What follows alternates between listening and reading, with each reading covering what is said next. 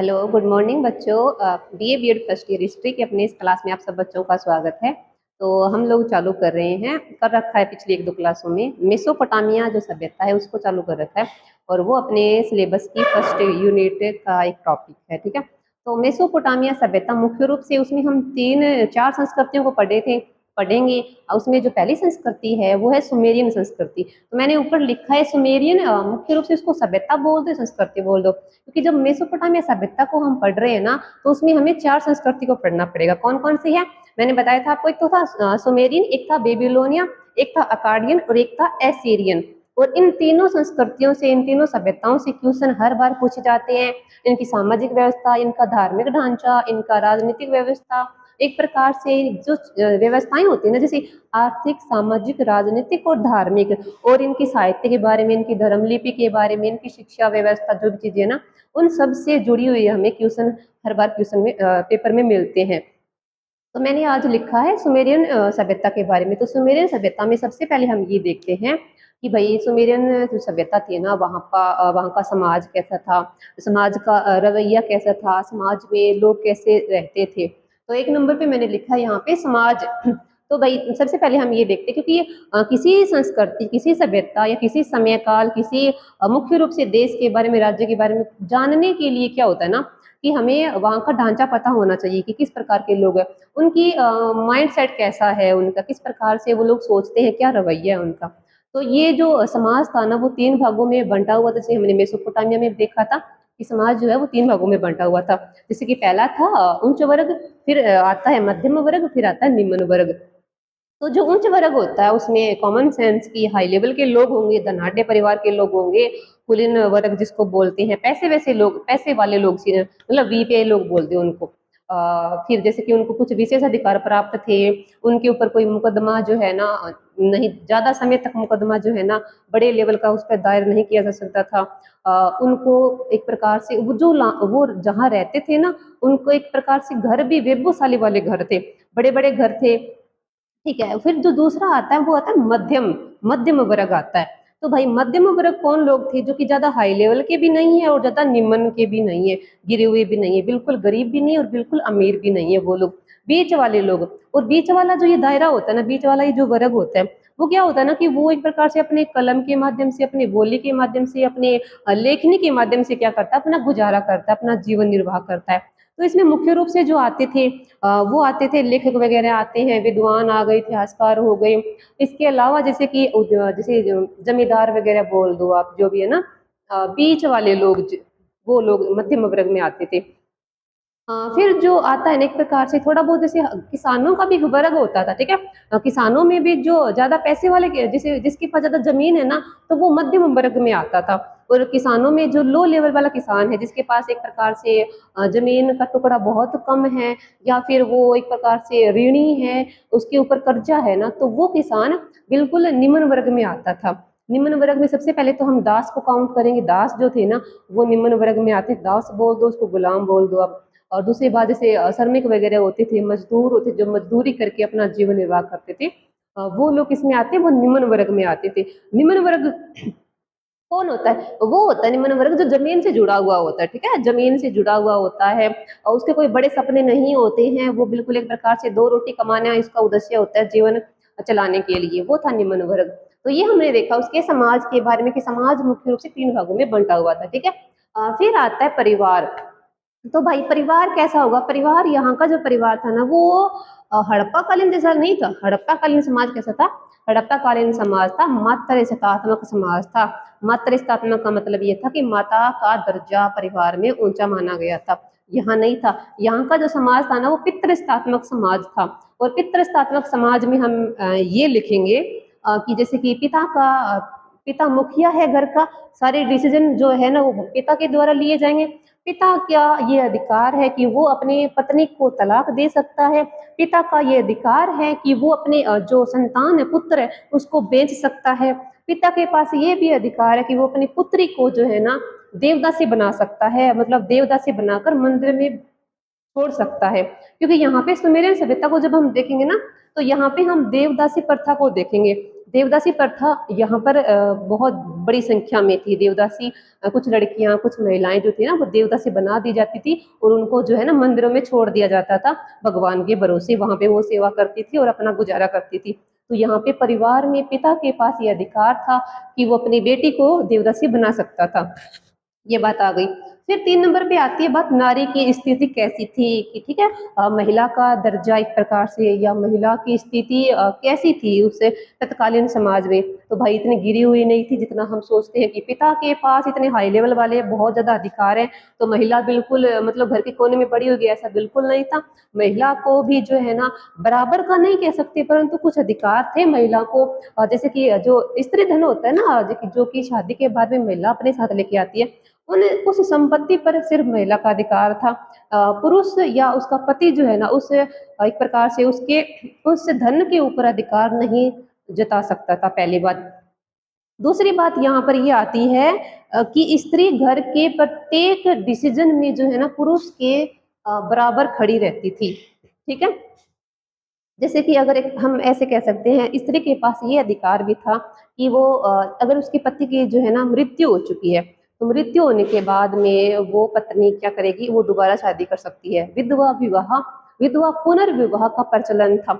और पहले जैसे दूसरी बात ये थी पहली बात इसमें ये आती है कि अगर पति की डेथ हो गई है तो जो संपत्ति है घर घर जमीन वगैरह है सारी संपत्ति पैसा धन दौलत जो है ना उसके ऊपर महिला का अधिकार था। महिला में कौन उसकी पत्नी का अधिकार होता था। ये नहीं कि पति मर गया तो भाई पत्नी अपने मायके चले जाओ ऐसा नहीं था।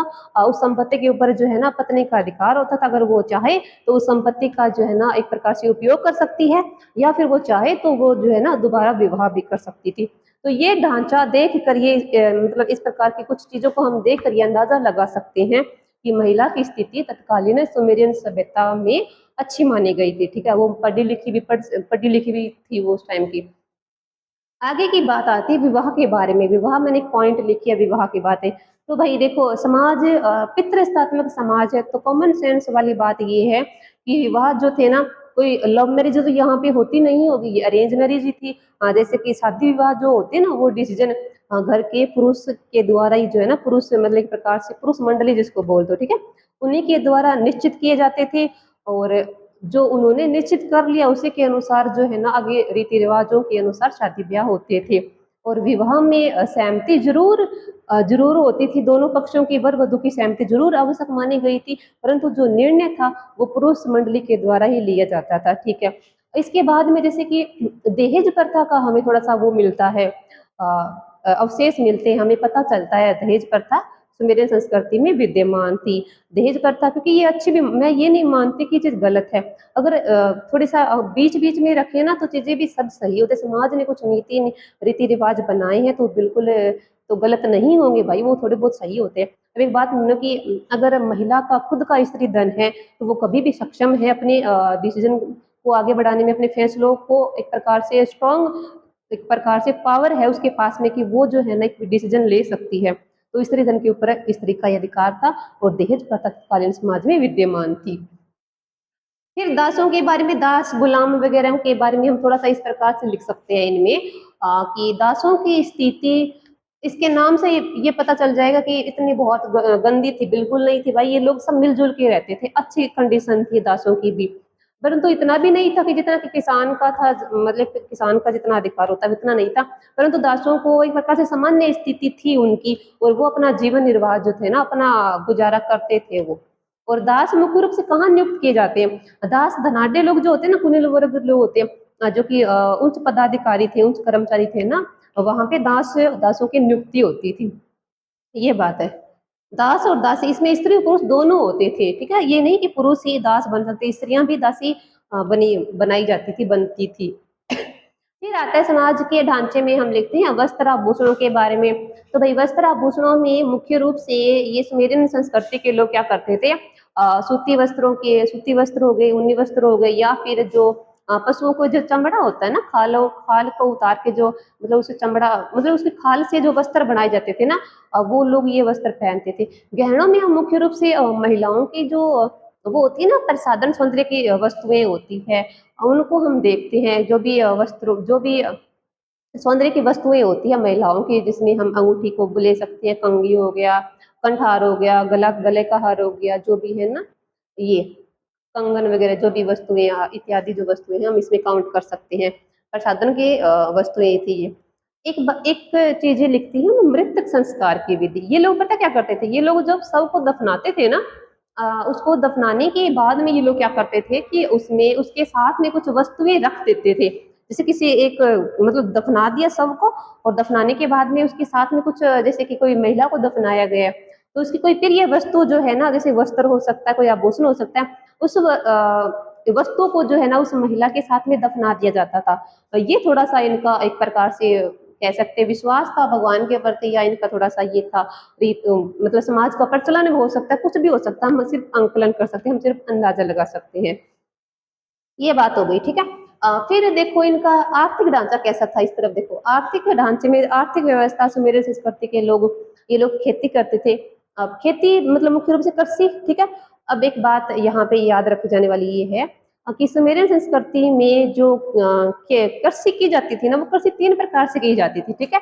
इसमें भूमि तीन प्रकार से डिवाइड की गई थी, तीन भागों में बंटी हुई थी। जैसे कि एक तो वो थी जो सामूहिक रूप से खेती की जाती थी। सामूहिक रूप से खेती करने का मतलब ये होता है कि एक भूमि का टुकड़ा है, ठीक है, और वहां पर जो किसान है उस मतलब कोई भी गांव का कोई भी किसान वहां पे जाके खेती कर सकता है, ठीक है।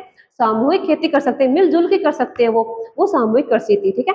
दूसरी कृषि क्या होती है, जैसे कि एक जमीन के टुकड़े हैं, काफी टुकड़े, ठीक है, और वहीं पे पास में कोई मंदिर है, तो मंदिर में रहने वाले कुछ लोग जो है ना, मंदिर के सदस्यों के द्वारा जो खेती की जाती थी ना, वो दूसरे प्रकार की खेती में शामिल होती थी। कि कुछ भूमि का टुकड़ा निश्चित कर दिया गया कि यहाँ पर खेती जो की जाएगी वो इन मंदिर के लोगों के द्वारा ही की जाएगी, ठीक है। और तीसरी जो खेती की जाती थी ना, उसमें मुख्य रूप से ये था कि कोई भी किसान कर लो चाहे आके, ये नहीं कि ये जमीन का टुकड़ा इस किसान को दिया गया तो यही यहाँ पे खेती करेगा, ऐसा नहीं था। मतलब खेती कर रहा है, ठीक है, करो चाहे आपकी मर्जी है, परंतु वहां से जो पैसे आएंगे ना, जो उपज निश्चित की जाएगी, जो पैसा फसल को बेचने के बाद आएगा, वो पैसा सीधा का सीधा कहाँ जाएगा, वो किसान खुद नहीं लेके जाएगा, वो पैसा जाएगा उस मंदिर के कोष में, मतलब मंदिर के रख रखाव के लिए जो पैसा है वो तीसरी प्रकार की जो खेती की जाती थी ना, वहां से प्राप्त किया जाता था।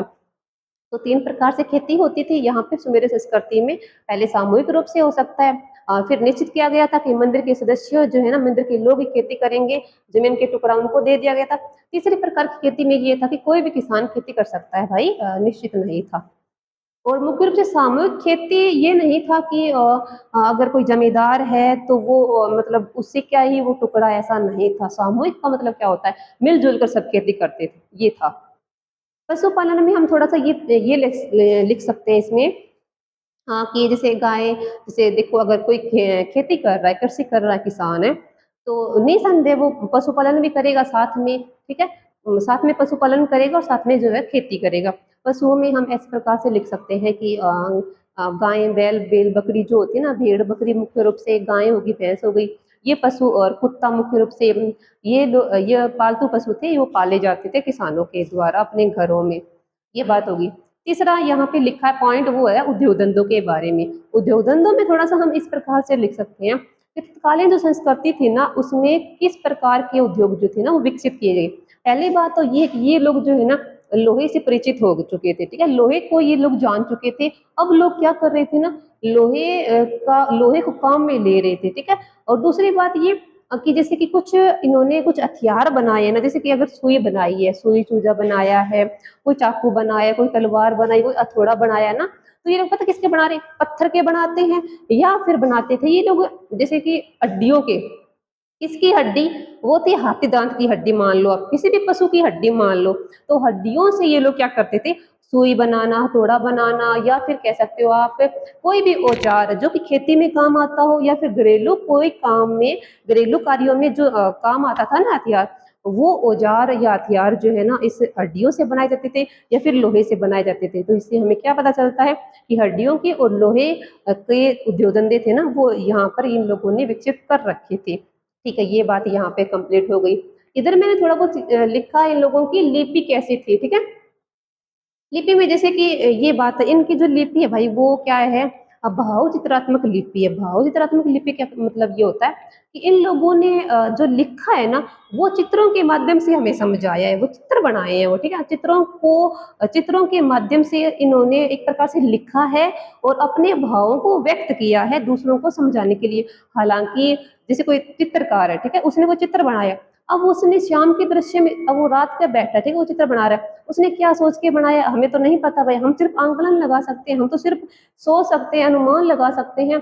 तो यहाँ पे कमी भी ये देखी गई है कि चित्रों की जो लिपि है ना, इसको बोला गया आइडोग्राफ लिपि। आइडोग्राफ भाव चित्रात्मक लिपि बोला गया है इनको, सुमेर सभ्यता के लोगों की।